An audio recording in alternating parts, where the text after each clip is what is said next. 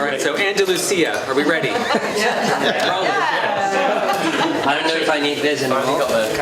Yes, I do. Okay, all right. So I would like to point first that actually we decided to go and film in Andalusia because we were here just doing a lot of research about these new models in economy and trying to, see all this kind of experience. But for us, the environment was perfect. You have an economical crisis, you have a need. So if you have that in an environment to implement those models, it's very easy. So for us, it was just very exciting to see if actually those models were effective and how they were evolving, depending the culture too, because I think that you can't just move one thing from one place to another. It needs to reflect in the conditions of the place. And it was just kind of very interesting to see the diversity that we had through the whole journey. We started in Almeria, going through this sea of plastic. It's all the tomatoes that we eat in Europe, they come from there. And it's miles and miles and miles of plastic covers. And we had a meeting with, for me it was kind of a very poetical starting. Because one of the families that has been the third generation of tomato growers, we had a meeting with them, and the mother was saying she's been trying to make organic tomatoes, grow organic tomatoes, but even the whole cooperative system, it was like saying it's almost impossible. In terms of resources, I need more money to grow those tomatoes, but they're not paying me more. So at the end of the day, why am I doing this? And she was saying, you need to point that it's a question of the demand.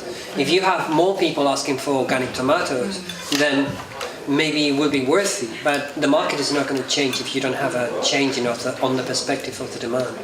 And the funny thing is, like the daughter, she was like totally disappointed and frustrated about doing the work again. And she was just feeling like, there was no future for her there. So she was just breeding monarch butterflies in the middle of the desert in Almeria. Wow. And it was like, what is she doing with those monarch butterflies? For me, it was very poetical. It was like, desperation. It tried to opens a new opportunity or something that you don't know why. It can be very terrifying, especially if those monarch butterflies start to spread all around Almeria. You don't know what it can happen, but it was a kind of that touch of feeling there's a need for something new, and they don't know how to pick it. But there's some kind of sense that there's something new that it needs to happen. And so that was the starting point, and from there we went to Sunseed. Do you want to talk about Sunseed? Well, maybe we should skip that. Sunseed, we can skip. Just for time reasons, because I think maybe more interesting is that Granada, the next place we went to, which is a very cosmopolitan. It's a very cosmopolitan city, and in many ways is kind of a microcosm for the movement. Some of what's happening there mirrors movements that are happening kind of now throughout Europe, like transition and degrowth and so on, in that those new ideas are brought in by outsiders, and those are the people kind of carrying them forward. So in Granada, we found lots of vibrancy and lots of things happening, but primarily led by people who had come to Granada from somewhere else, but who were involved in lots of different things, like many people, like many activists and people who are doing things here are. But the patterns are very familiar. So the analysis of the problems are the same, neoliberalism, yada yada. But we ran into a cooperative hen house, a CSA project, Cooperativo Integral, which is too hard to explain in a few words, but basically a sort of an integrated multi-stakeholder kind of cooperative trying to find a way outside of the default capitalist system to provide for everyone's needs, from housing to food to furniture and what have you. And we've got an article on that in the new issue, Fair Co-op. Oh, Fair Co-op, great. Yeah. So Cooperativo Integral is something that started in Barcelona, and here they were trying to replicate it in Granada, and with some difficulty. So that was pretty interesting too. From here we went to some place where actually they're pursuing quite an old model with some degree of success. Yeah, Marina Leda. Marina Leda is like a kind of a symbol of the revolution, because actually I think that it's the only place that I know in Europe that they are facing one of the biggest issues is land owning. Whose ownership in our land? If we're not addressing that problem, how are we going to change the model? So these guys have been fighting for the land for the last 20 years. And the mayor in a very activist way. So they are having this like a kind of a cooperative based in anarchist movement. And the first thing that they did is like going to action. Occupy land, checking who were the biggest owners in Andalusia of the land, and saying, okay, my friend, I mean, these owners, it's funny because it sounds very similar to what could be in the south of England. They've been the ownerships of the land for the last 400 years in Spain, since the conquering of the South Americas. It's when the Queen was paying to these guys that they were just providing the money just to go to America with giving the land. And since then, it hasn't changed that much. So this one, the Marina Leda is the town that the mayor, Gordillo, he's been on the government for the last 20 years, 25 years I think it is. And they've been just based in action. And as they were saying, they are more into the politics of the South American culture than into the European culture, because they feel like their issues in terms of agriculture are more connected or related to what is happening in South America than what is happening to Europe, especially with the ownership of the land. But we had a kind of a very unfortunate anecdote there. We got mugged. Our camera was just robbed, and it was just kind of an ironic situation just to be there, that it was like the icon of the change, suffering, the struggle of something as simple as that actually it doesn't matter where you are, the economy is not going to change certain concept. And I think that the young generation, they had a lot of people staying in the community, but not everyone was very happy with the politics that the council was doing, even knowing that they had the chance of having houses. We were talking about houses this morning, and they had a program where you can have a house for something like 15 euros a month. 15 euros a month.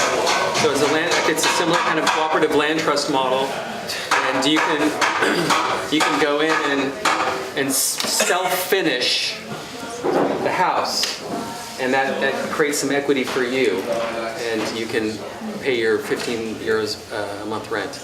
It's great you've got the soundtrack of them building. Yeah, right. DIY. It was all totally prepared. Built out of beer cakes too, ironically. So from there we went to Seville. Seville, it's a big city, so there are a lot of things happening. So we had the same thing that in Granada or in Malaga, that this new political movements, they were trying to reframe the local economy and the local politics. So it's funny that we did a kind of a workshop, and there were members of all these parties, new parties there, trying to hear and to listen and saying what it is that you have to say, what it is that we can learn from other processes. So that was very, very positive, very engaging. And well, just to say on that last note, I think that was something that really struck me, because what I noticed here in England is very often you have people doing stuff on the ground, and local politicians, regional politicians, party political functionaries not getting involved, no connectivity whatsoever. Here in Spain, much more of a mix. The roles are much more fluid, and therefore I think you have much more fluid information sharing, much more opportunity to innovate. there was something very interesting, because we were talking with some of the groups that they were trying to create an alternative currency. It's been working connected with the CSA for quite a long time, and it was very effective. Meanwhile, people could trade the alternative currency with food, but because there was a kind of a limitation there, because they couldn't produce the amount of food just to trade with the currency, they found a little bit of a struggle. And it was very interesting because what they said to me is actually instead of thinking in, creating a collective solution or a big scale solution, we realized that actually we can be very local and very tiny. And maybe in this year we can just provide for 20 families. And if someone wants to take that solution, that model, and implement it somewhere else, that's fine. But I think that for me that was very important too, to realize that sometimes it's more about to knowing how sustainable you are with your way of thinking, more than planning in big scale and then realizing that you don't have the infrastructure to implement in that scale. Cool, so we've got about 20 minutes left. Okay. Should we take some questions from the floor? Yeah, well, just to wrap up, we ended up kind of circling back around to the south of Spain and the Costa del Golf, as they call it. And that was pretty interesting too, because you have that same kind of stripping away of local identity, and people kind of struggling to figure out, well, who are we and what can we do? And people in that part of Spain really identifying themselves more with the global project, i.e. the global economic system, and not being so concerned about all the other stuff that's happening, as long as they were able to get their money from this sheik or that Russian oligarch or what have you. And that was pretty much the same until we got back to Malaga, which had much more of that urban kind of grittiness and, squatted buildings and stuff like that. Yeah. I mean, just to close up, I think that it was very enriching to see the diversity. For me, another issue that it was very important to realize is how much the economy or the models of economical solutions that we were bringing, they were not related with climate change. And that was very terrifying. So you see this kind of small scale solutions maybe being implemented in a place where the river was going to come, and it was already happening, and it was salinating the whole area. And you cannot think about, for example, in Marbella, you cannot think about only applying permaculture if you're not starting to address what is happening with your sea line. But actually when we were there, they had an infestation of jellyfishes. So it was again, one of those ironies, sitting there in the middle of July and seeing all the tourists standing on the seashore without having the chance of swimming, after being paid I don't know how much money to spend for a week in Marbella. That was, for me, that touch, it was like, wow, we need to really be aware that there are different aspects, that the economy that we need to recreate, it needs to be very, very suited to that uncertainty that climate change brings. So should we take some questions? You talked about how from the neighbourhood sort of groups and community assemblies and things, people, activists and others stepped up, as you put it, to become elected representatives. Mm-hmm. And you indicated that some of them felt slightly isolated. How's that played out? Because that's been going on for probably 2 or 3 years. Certainly, they took the mayoral offices of Barcelona and Madrid. How's that played out in the context of the relationship between the now quite important elected representative and their base movement? Is there any form of recall of that representative? What impact does the neighbourhood assembly have on that representative? I've heard, for example, in Madrid, particularly, that the slightly older woman there, I think it is, perhaps with a background in law, is seen to be quite separate and not really acting in the interest of the community. It's tricky to say. I think that, I don't know much of what is going personally in Barcelona or Madrid. What I can tell you about some of my friends. They end up being elected in Malaga, and they had that feeling of being left alone. And they tried to get connected with the activists again. But there was a kind of a feeling of, nobody was saying it, but a feeling of betrayal, because they decide to step up. And some of them actually, they took the role of being politicians. And another ones, they want to open the connection, and they try to negotiate and bring in that bridge in between the activists and the politicians. But some of them actually, they are playing the role of politicians. And one of my fears is when you are an activist and then you're starting to talk politics, there's something in the language of politics that it's already corrupt.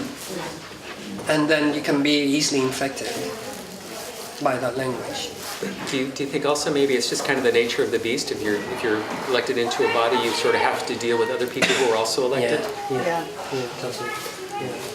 Okay, Bex, you had a question?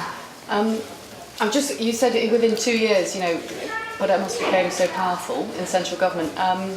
Was there anything particular about the Spanish political system or environment at that time that enabled that to happen so quickly? I'm trying to think, could it happen in the UK? Or is there a major difference that structural meaning it couldn't happen here? For me, Brexit is a kind of the perfect combination for something similar to happen.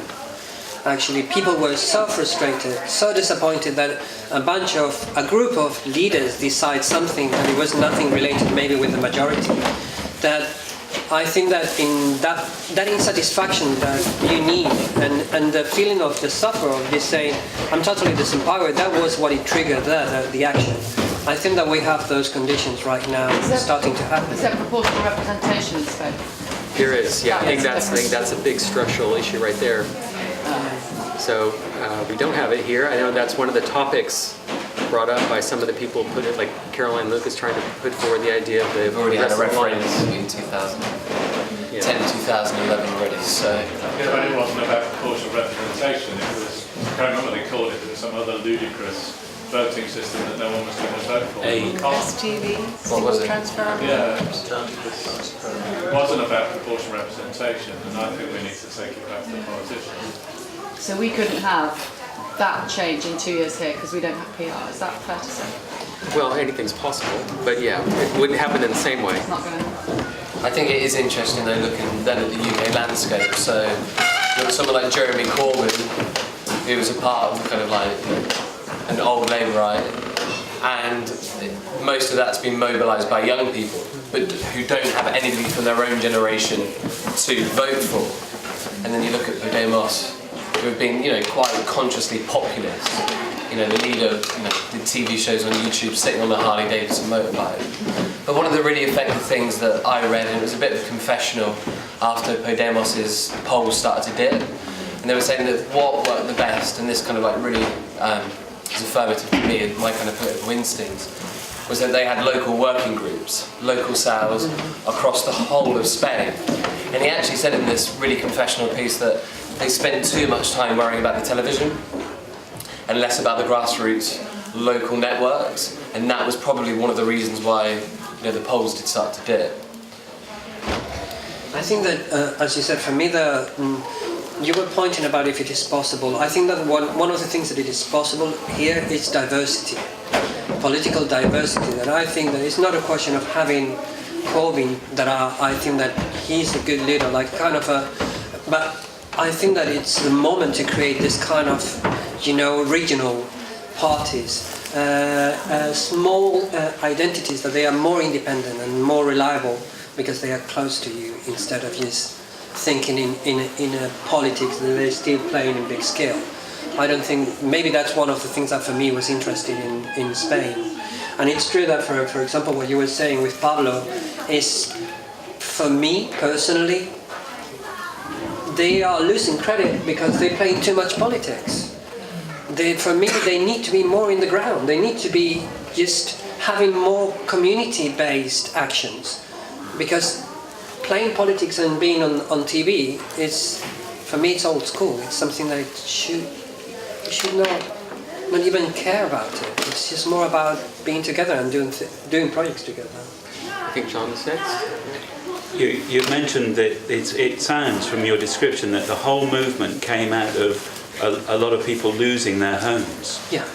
And I think that Brexit is maybe important to some white middle class people in this country, but losing your home, that really would motivate most of the British people, because they swallowed the dream is owning your own home, and that would certainly motivate a revolution.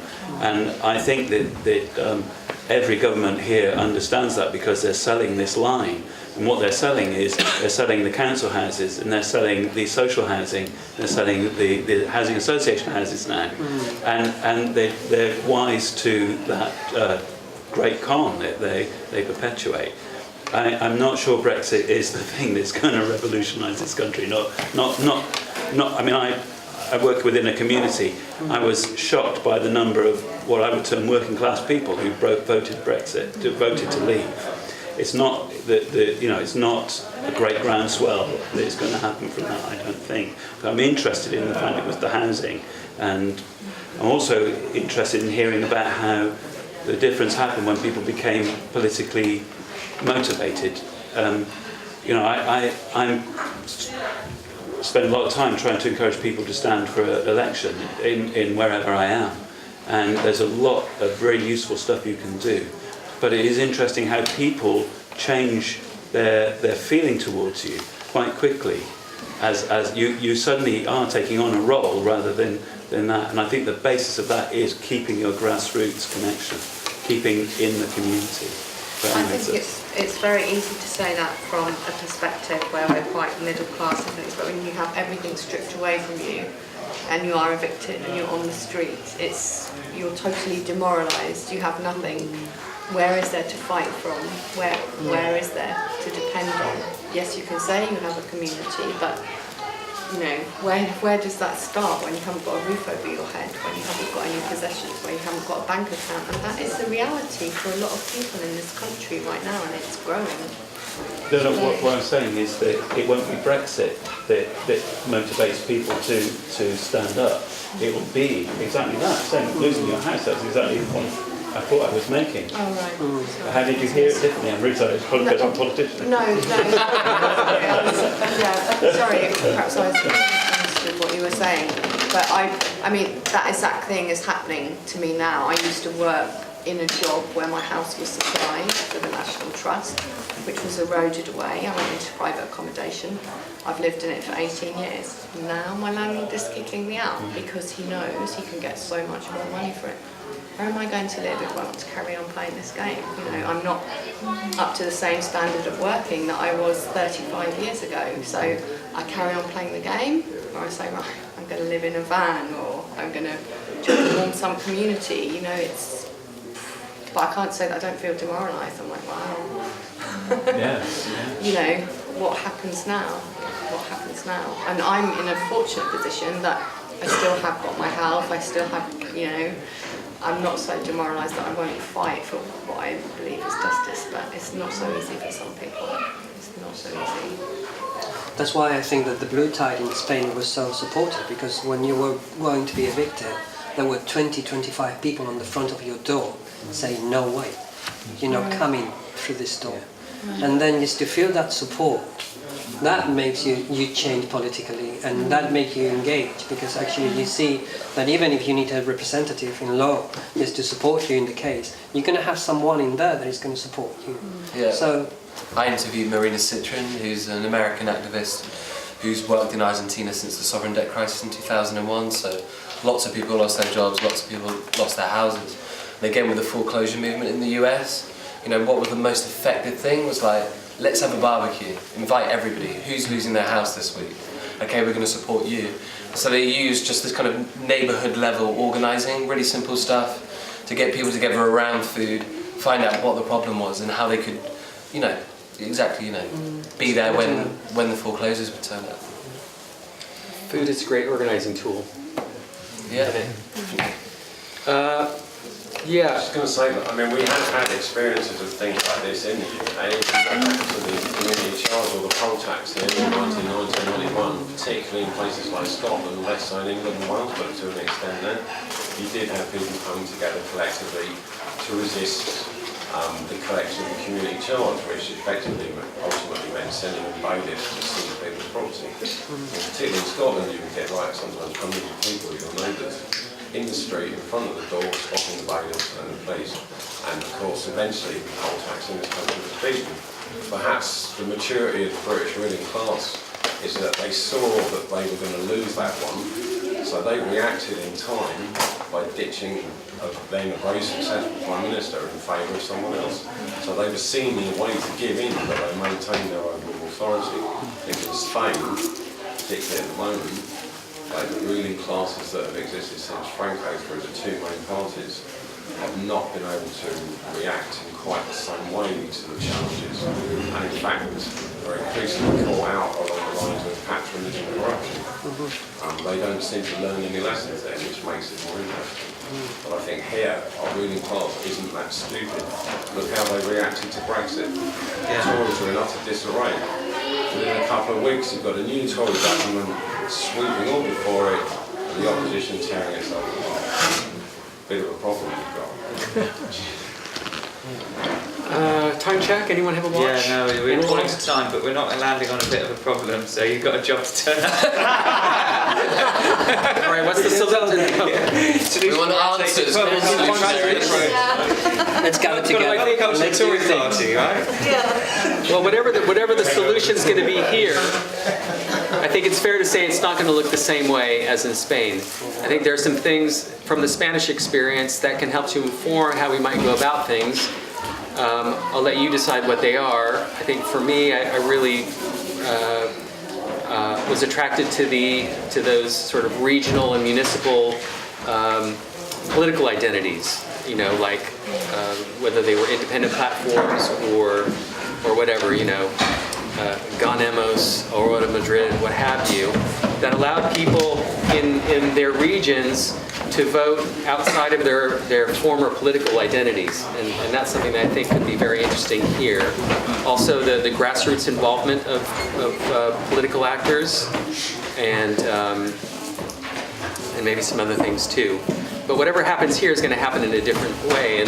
And whatever you think of Brexit, although it's not the same kind of mobilizer, say, as the the large-scale evictions, I think what it did serve to do is alert people who were maybe a little bit too comfortable to the suffering of millions of our English brothers and sisters, especially in the north, but not only, Torbay too, who are struggling and see themselves excluded from the economic system, from the political system, and so on. What are their choices? Well, they're going to respond to what makes sense at the time, and for a lot of them, it's going to be the right-wing demagogues. So that's an opportunity for us to begin to push to do things differently, whatever those things look like. It's going to have to happen. Yeah, for me, it really looks like you expose a wound that it was there already. So it's not in the culture, and I'm not English, but I could see that was underpinning. So I think that any crisis, it's really good just to heal a society. The crisis, what it brings, like any illness, it brings like a kind of a potential solution. But we need to spend the time observing what is there to change. Do we have time? Brett, this is your time we start to eat into now, so I want to just do a check about how we want to change the format or whatever when we go into the next hour. Brett, is you Brett? No? Where's Brett? Where's Brett? There he is. Brett, I beg your pardon, Brett. Is it 2 o'clock? It's Henry, yeah, okay. Yeah, okay. So. Do whatever you want, Okay, well, shall we take those 2 questions and then we'll do it? Okay, yeah. Well, it's more of a point about Brexit. I mean, for me, what Brexit is an opportunity for is to show how, because I don't think they're going to leave. I mean, it's already been kicked into the grass the next year, Theresa May, and I think they're going to keep moving it because the ruling class doesn't want to leave Europe, business doesn't want to leave Europe. So what it's going to show is how ineffective and undemocratic the political system is, and I think it's an opportunity to be arguing for different forms of representation and democratic systems, because like a lot of people did vote in that referendum to leave Europe and wanted to leave Europe. A lot of people voted to leave but didn't really want to leave as well, and then a lot of people voted to remain. And it's been such the campaigns are based on lies as well. So there's this whole process to me shows how shambolic the current political system is to deal with any issue really, to be honest. And I mean, I think there's a danger that there's a real divide within the country now. Of a lurch towards the right and anti-immigration sentiment and that sort of thing. And I don't think, I think there is an opportunity, but there's also quite a big danger with what's happened around Brexit. For people to become further disillusioned with politics, the idea of politic, maybe not political system that we got now, the idea that a politic is a way of dealing with, to becoming much more fascistic in the approach, because people aren't going to get what they want, and then that opens up a more negative space as well as a positive space. And it's how do you argue in that positive, for the positive vision of this is a corrupt political system, and we know it's corrupt. Most people know it's corrupt. Who have been involved in politics for a while, but in terms of changing it, or you got that. That's a real hard thing to do, and then you've got UKIP who potentially could really benefit from this, even though they now are a party without any mission, but. I think it's a really dangerous situation at the moment. I'm actually quite concerned about what's going to happen around Brexit. I wish they hadn't had referendum, to be honest. I don't think it's been a good thing. Okay. Good points. Yeah. George important. Well, it's just a quick one. In light of that, you were saying put some positivity. I thought I liked your suggestion about permaculture and the Tory party, and I thought they've got a big green outside the House of Parliament. What about a temporary permaculture area for them to at least show what it could be like? Well, they did do it once, and they gave Winston Churchill a turf Mohican. Reclaim the streets demo. Okay. Good. Well, leaving it on a positive note. Thank you. Thanks, everyone.